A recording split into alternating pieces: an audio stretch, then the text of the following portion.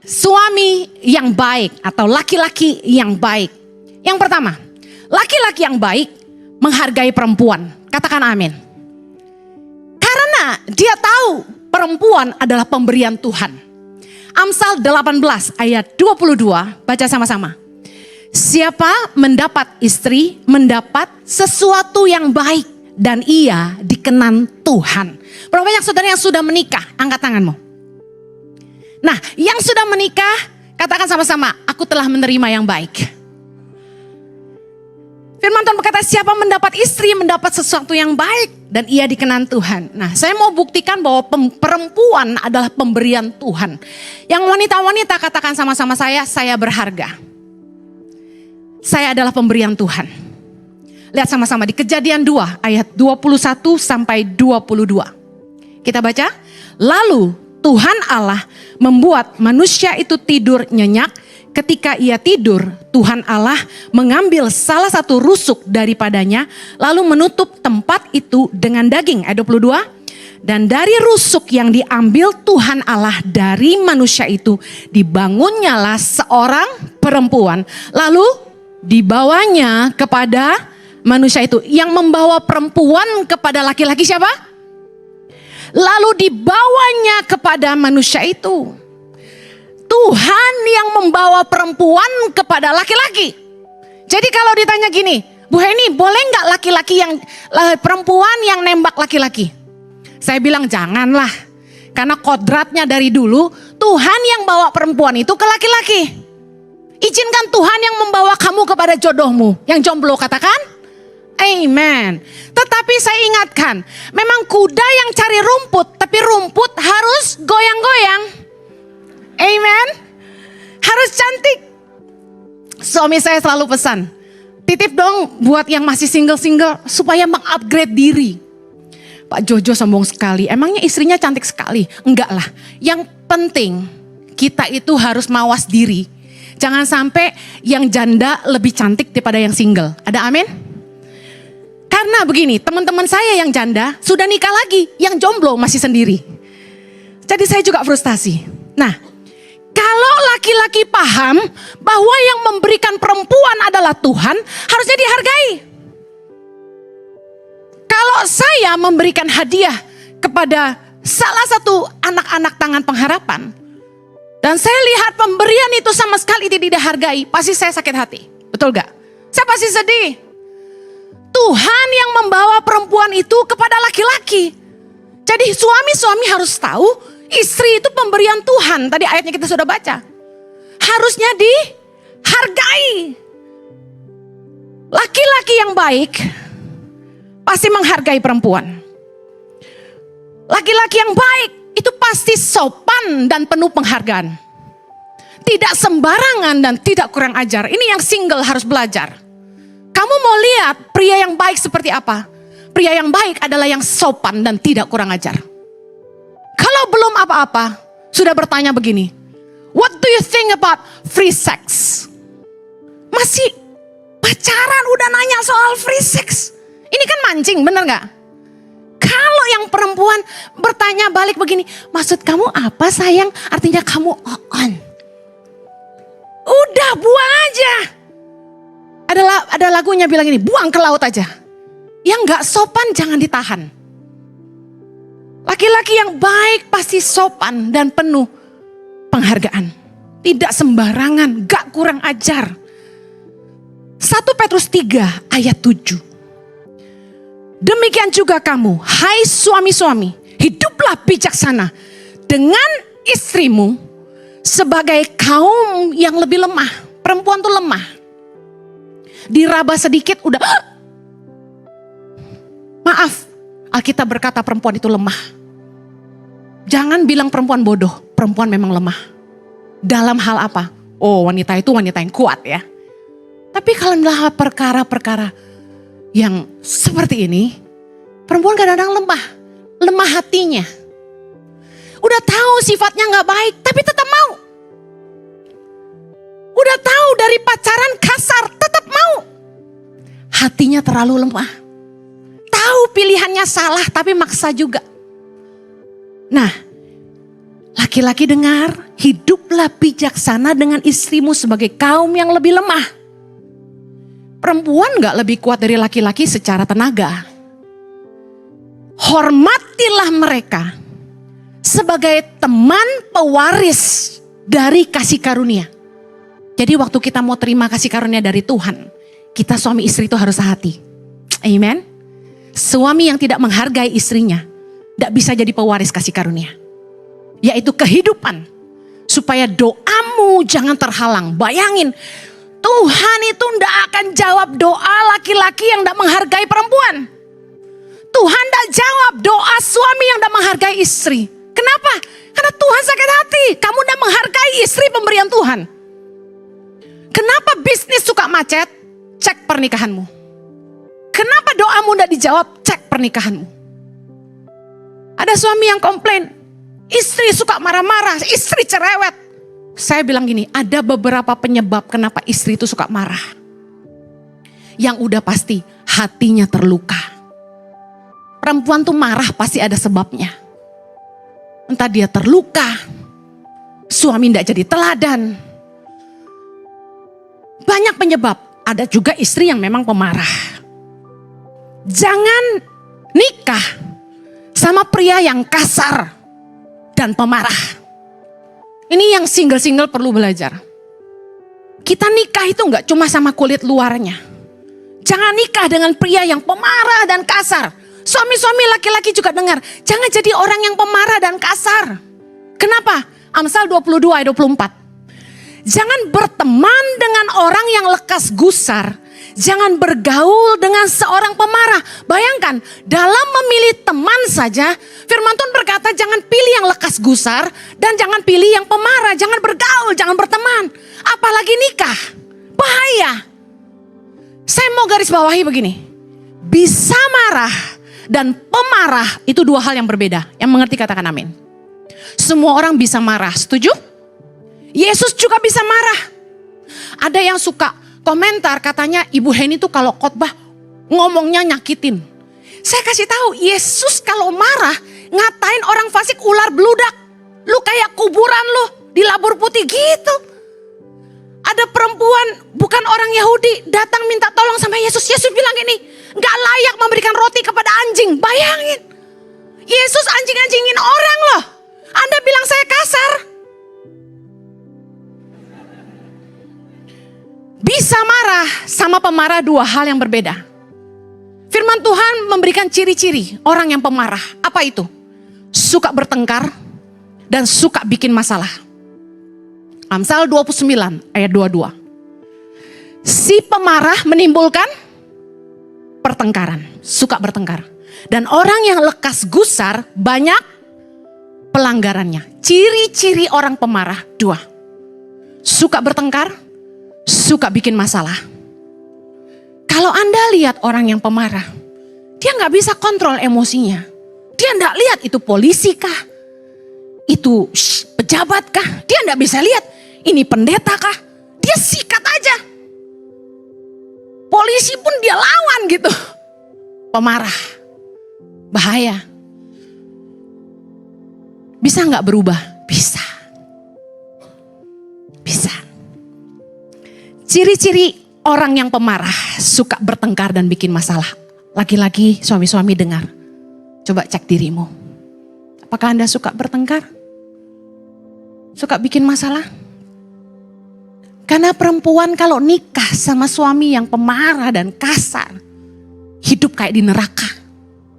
Gak peduli kamu kaya, hidupnya pasti menderita. Yang jomblo-jomblo, yang single-single saya ingatkan. Jangan nikah dengan pria yang kasar, seganteng dan sekaya apapun dia. Kalau dari pacaran udah kasar, saya jamin sampai nikah itu terbawa. Saya konselingin 10 perempuan kasusnya sama. Dia dikasarin sejak baru nikah. Udah ditabokin, dijedotin, dijenggut, diinjak kepalanya, digeret lagi hamil. Iya, jedar jatuh ke tanah. Diseret pakai rambut, geret gitu. Beneran orang Kristen. Saya kalau nggak lihat hasil rekaman CCTV nggak percaya. Habis dia digebukin, foto kasih lihat saya. darah di mana-mana, biru. Saya tuh ngenes gitu loh lihat orang-orang yang nikah. Kenapa? Saya bilang gini sama istrinya. Waktu kamu masih pacaran, kamu tahu gak dia kasar? Tahu sih. Dan seperti yang tadi saya katakan, perempuan itu lemah hatinya. Kenapa tetap mau nikah? Naif. Ya, kepikiran bisa berubah nanti kalau udah nikah. Kalau udah punya anak pasti berubah. Perempuan itu memang perempuan yang penuh pengharapan. Amen. Tetapi gak boleh bodoh. Kalau dari pacaran kamu sudah gak dihargai, dia bukan laki-laki yang baik. Kalau dari pacaran kamu sudah dikasarin, jangan nikah. Biar dia ganteng kayak siapa sih? Kayak Pak Jojo. Biarpun dia kaya, kayak Lim Xiaoliang. Kalau dia kasar, gak usah nikah. Emangnya lu doang laki-laki di dunia ini? Amin. Saya pernah bilang sama yang jomblo-jomblo, daripada kamu dapat yang kasar, mendingan gak usah nikah sekalian. Kamu bisa hidupi dirimu sendiri. Bisa enjoy keliling dunia, gak pusing ngurusin orang. Yang jemaat ICI, laki-laki yang mau taat firman Tuhan dan jadi suami yang baik dan laki-laki yang baik, katakan, puji Tuhan. Yang kedua, laki-laki yang baik itu hidup bijaksana. Kata firman Tuhan, bijaksana dan sederhana. Apa itu yang bijaksana dan sederhana? Tidak suka foya-foya. Tidak boros. Amsal 21 ayat 17a berkata, orang yang suka bersenang-senang akan berkekurangan. Titus 2 ayat 2 berkata, laki-laki yang tua hendaklah hidup sederhana, terhormat, bijaksana, sehat dalam iman, sehat dalam kasih, dan dalam ketekunan. Saya akan bahas dari Titus 2 ayat 2 ini khusus untuk laki-laki. Karena ini luar biasa. Laki-laki yang tidak bijaksana dengan hidupnya, suka foya-foya dan biasanya suka main perempuan. Bukannya ninggalin warisan harta buat anak istri, tapi ninggalin warisan hutang. Amsal 13 ayat 22 berkata, orang baik meninggalkan warisan bagi anak cucunya. Amin.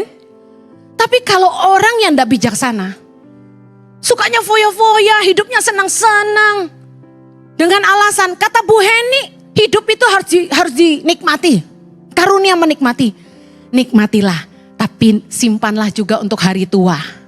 Supaya jangan nyusahin anak cucu kita. Boleh ya saya ulangi. Kalau kita tidak bisa kasih apa-apa buat anak cucu kita, paling enggak jangan nyusahin mereka. Jangan ninggalin hutang. Punya tabungan hari tua. Supaya besok-besok kita tua tidak perlu minta-minta.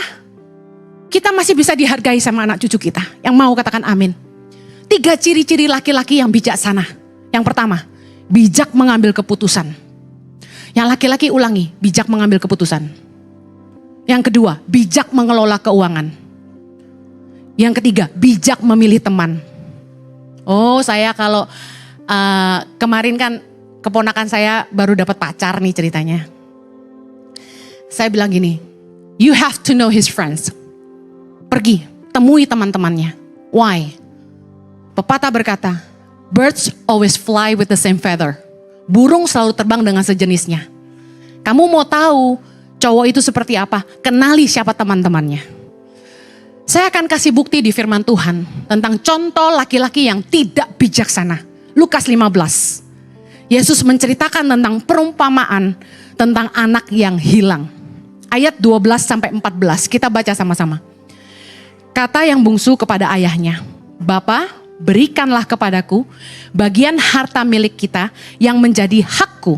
Lalu ayahnya membagi-bagikan harta kekayaan itu di antara mereka. Ayat 13. Beberapa hari kemudian anak bungsu itu menjual seluruh bagiannya itu. Lalu pergi ke negeri yang jauh. Di sana ia memboroskan harta miliknya itu dengan hidup berfoya-foya. 14. Setelah dihabiskannya semuanya, timbullah bencana kelaparan di dalam negeri itu. Dan ia pun mulai melarat. Lihat, 3 hal ini ada di ayat ini.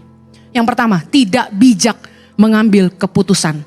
Saya mau tanya, papahnya masih hidup gak? Masa ayah masih hidup sudah minta warisan? Ini anak yang baik apa kurang ajar? Gak bijak ngambil keputusan. Gak bijaknya lagi apa? gak bijak mengelola keuangan. Setelah dia mendapat harta, apa yang dia lakukan? Foya-foya. Tidak bijak ngambil keputusan, tidak bijak mengelola keuangan. Orang yang gak bijak mengelola keuangan, pasti pengeluaran lebih besar dari penghasilan. Amsal 21 ayat 20 berkata, harta yang indah dan minyak ada di kediaman orang bijak. Amin. Tetapi orang yang bebal memboroskannya. Nah, anak ini anak bebal. Nah, yang terakhir, lihat, tidak bijak memilih teman. Apa yang dilakukan?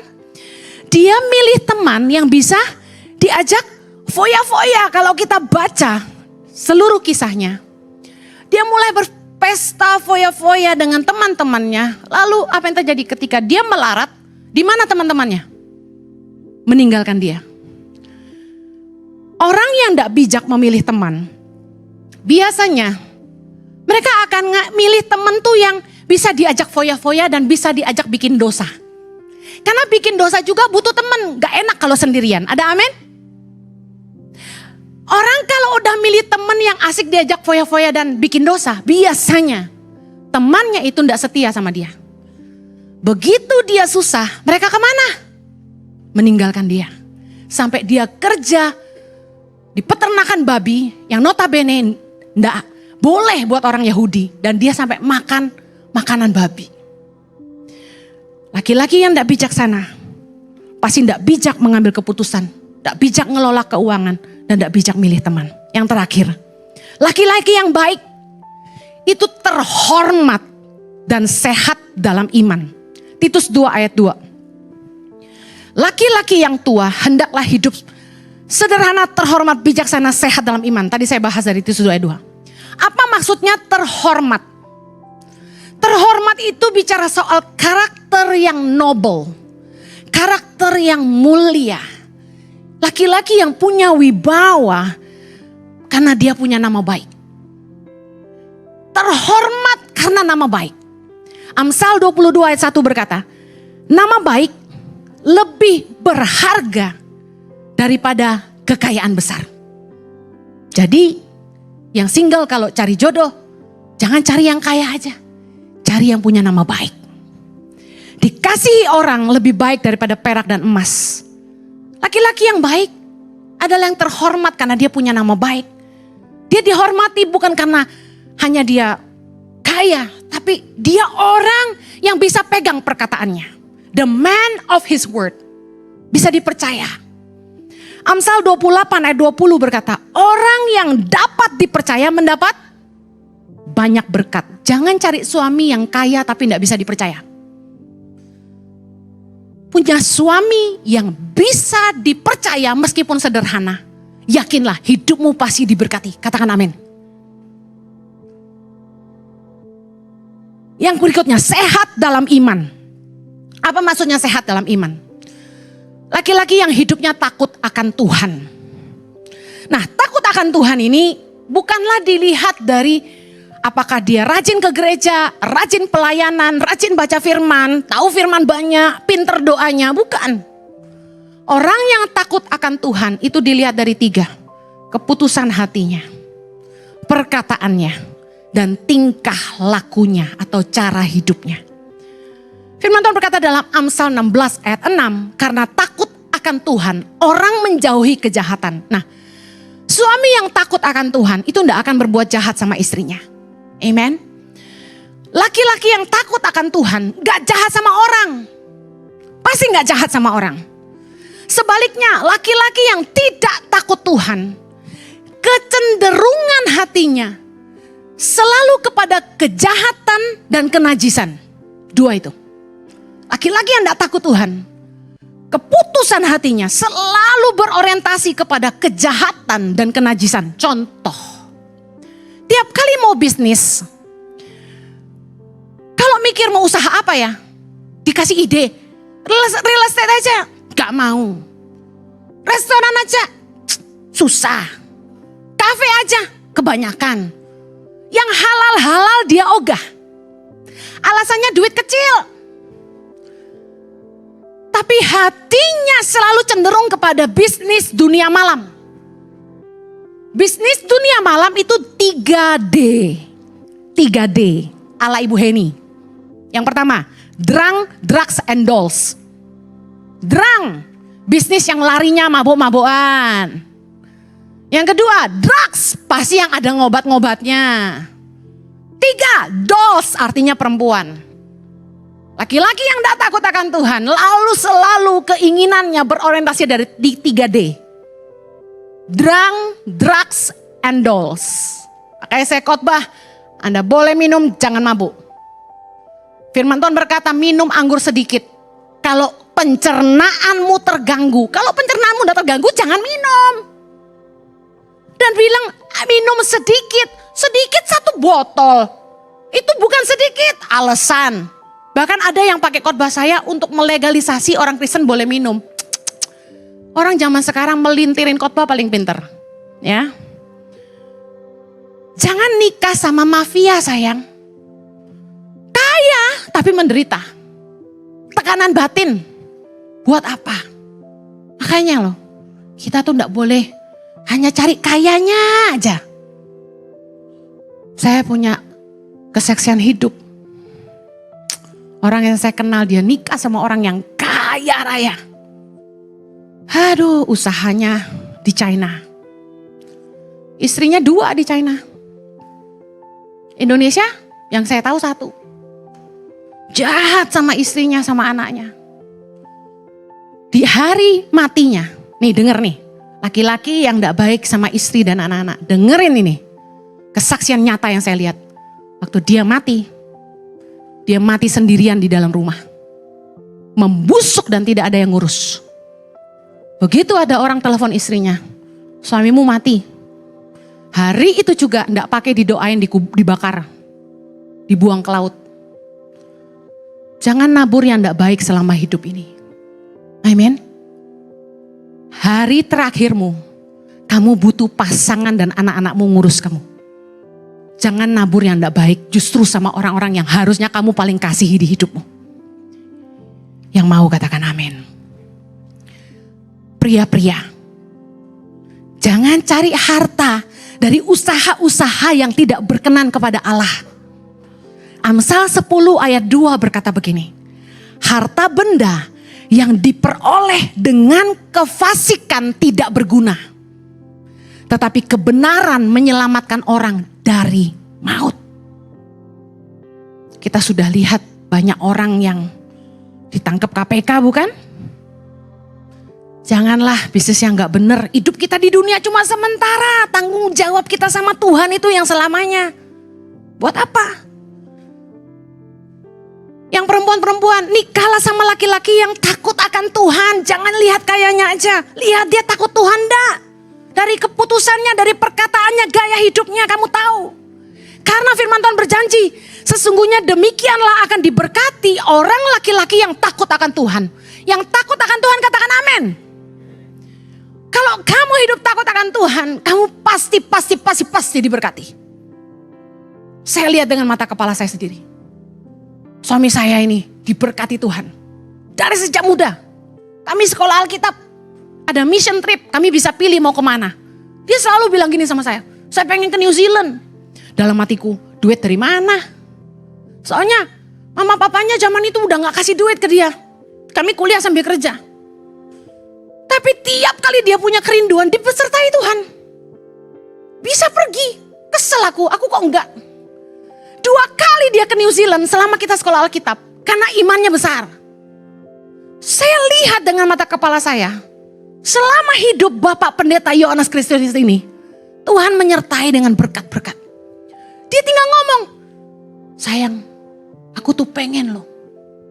Bisa kesana. Pengen loh bisa punya ini punya itu. Tahu-tahu ada. Heran saya. Saya bilang sama dia. Kok kehendak kita nih beda ya? Aku cinta Indonesia. Tapi Tuhan berkati dia. Dia cinta banget tuh bawa jemaat ke Holy Land. Sukanya luar biasa. Dan kalau saya boleh kesaksian. Ini pendeta terbaik yang nemenin jemaat ke Holy Land. Kenapa? Perhatiannya luar biasa sama peserta. Baiknya luar biasa sama peserta. Aduh yang pernah ikut ke Israel, angkat tangan. Weh, setuju dengan saya?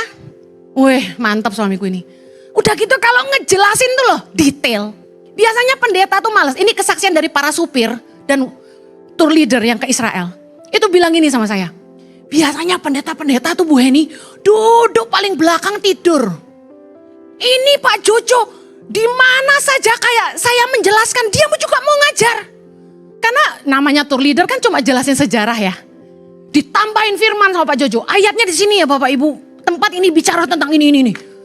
Sampai peserta tuh ada yang gini sama saya. Tempo hari saya pernah ikut tur sama pendeta lain. Salah ngomongnya gak sama nih.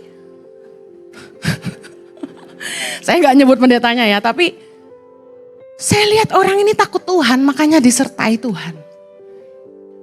Dulu waktu saya mau nikah. Gak boleh sama mama saya. Mama saya bilang, ngapain kamu kawin sama pendeta? Kere. Enggak, saya enggak susah. Karena kami lihat penyertaan Tuhan luar biasa. Mungkin kami enggak punya uang banyak, benar. Tapi apa saja yang kami butuhkan, Tuhan cukupkan. Amin. Haleluya. Laki-laki yang baik itu hidup dalam kasih. Gimana sih kita bisa tahu orang itu punya kasih apa enggak? Nih perhatikan. Respon hatinya, bagaimana dia memperlakukan orang lemah. Dan bagaimana dia memperlakukan musuhnya. Kalau baik sama orang baik biasa. Kasih tidak berbuat jahat kepada sesama. Roma 13 ayat 10.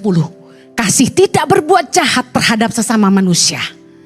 Karena itu kasih adalah kegenapan hukum Taurat. Biarpun orang jahat sama dia kayak apa, dia tidak pernah balas. Karena firman Tuhan berkata, jangan balas kejahatan dengan kejahatan.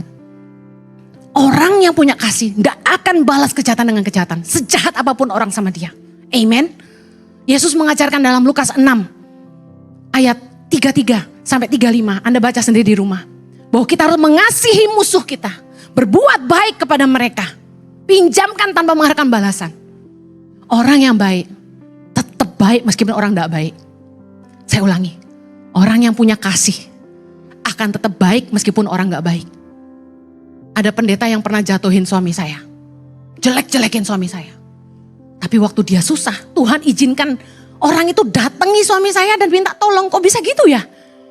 Apa yang dia lakukan? Ditolong. Minta balik? Enggak. Sampai hari ini tidak pernah dibayar lagi. Orang tuh kalau punya kasih, tidak berbuat jahat sama sesama. Kasih mengampuni orang yang bersalah. Dikatakan bagaimana dia memperlakukan orang lemah. Orang yang punya kasih pasti murah hati. Tapi perhatikan, yang suka memberi belum tentu punya kasih. Anda bisa memberi tanpa kasih, tapi Anda tidak mungkin mengasihi tanpa memberi. Karena orang memberi bisa tanpa kasih. Karena motivasi. Motivasinya apa? Yang pertama, untuk beli kesetiaan. Oh, biar pegawainya setia sama dia, dikasih duit terus. Bisa? Bisa. Untuk memperoleh kepercayaan. Oh, dikasih duit biar dipercaya. Bisa? Bisa. Untuk mendapat persahabatan. Berapa banyak orang kaya yang pakai duit untuk cari teman. Untuk mendapat nama atau pujian. Wah, gubrak, kasih sumbangan. Supaya dipuji orang. Uang memberi untuk dihargai orang. Kasih hadiah yang mahal. Biar orang sungkan. Orang bisa memberi tanpa kasih. Tapi tidak mungkin mengasihi tanpa memberi. Amen. Kalau dia punya kasih. Pasti orang-orang di sekelilingnya bisa merasakan itu. Yang terakhir. Laki-laki yang baik itu rajin dan tekun. Ulet. Gak mudah nyerah. Mau bayar harga. Mau susah. Itu laki-laki yang baik. Laki-laki yang baik. Firman Tuhan katakan dalam Roma 5 ayat yang ketiga. Kesengsaraan itu menimbulkan ketekunan. Kesengsaraan menimbulkan ketekunan. Laki-laki yang baik tidak takut sengsara. Justru di dalam kesulitan hidup, dia mau berusaha. Dia tekun, dia ulet, dia mau go through the problem. Hadapi masalah dan kerja keras. Tidak mudah nyerah. Amen. Saya bersyukur loh Tuhan tuh mengaruniakan anak dalam hidup kami. Kenapa? Anak itu membuat kita mau berjuang. Meskipun kita susah. Kita mau memberikan hidup yang baik buat anak-anak kita. Betul? Biar kita tidak bisa makan apa-apa. Yang penting anak kita bisa makan. Biarpun kita dulu tidak sekolah yang bagus. Kita pengen kasih sekolah yang bagus buat anak-anak kita. Anak-anak itu menjadi semangat buat kita untuk berjuang. Dan kita mau lakukan apapun buat anak-anak kita. Kesengsaraan menimbulkan ketekunan. Saya tutup. Laki-laki yang baik mau kerja keras dan jujur. Mengumpulkan harta sedikit demi sedikit. Bukan yang ingin cepat kaya dan menghalalkan segala cara. Amsal 13 ayat 11. Baca sama-sama. Harta yang cepat diperoleh akan berkurang. Tetapi siapa mengumpulkan sedikit demi sedikit menjadi kaya. Kerja kerasmu pasti menghasilkan. Hasil itu tidak pernah mengkhianati proses.